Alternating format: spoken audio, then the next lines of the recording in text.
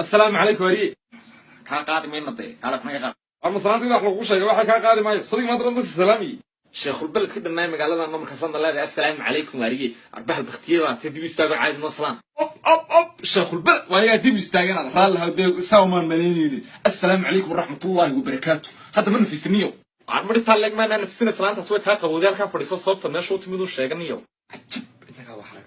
يا شيخ البلد ودرت مركه ورا ما كان دفوق انه كوغو توري دونا مانتا aan hawariya taabana dooratay sababta meesha uu timid ma ka hadliniyo arana rafuqna dhulka ay ugu tolina raale hawo gabadh cusub oo dhawaan soo guursaday ayuun bay iga baxsanayso isla sheekh waa ku caawiyo yaa ilaahi baxsanaysa oo maxaad ku samaysay la cararaysa talo war sheekh miyaan garanayaa baniyo sababta mar alla markaan yar fooriyay wuxuu bay leedahay wadiga weynta xagga u yar leexnay wan seexanay wax kale ku sheekeynaysa arbaha albadoo waa tay gabadha hadalkeeda ma qalniyo markii yar yihiin wala la saayiraayo wala loo tashiila xagga cararaysa diima la arsanad kaliya ka weynahaniyo qoftu waa farlaata jir ah war xataa hadii saaqayn laba gooraad u baxlad